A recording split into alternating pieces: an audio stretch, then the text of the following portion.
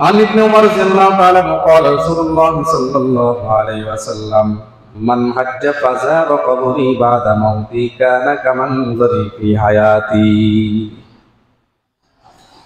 মুজমাহুল জাওয়াহিরের মধ্যে এসেছে 3376 নম্বর হাদিস।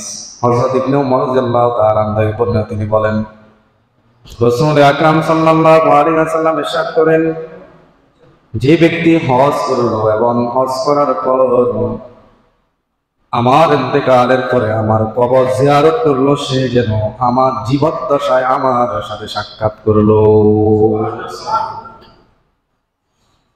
আমার ইন্তেকালের পরে হজ করলো আর হজ করে আমার কবর জিয়ারত করলো, সে যেন আমি নবীর সাথে সাক্ষাৎ করলো। সুবহানাল্লাহ।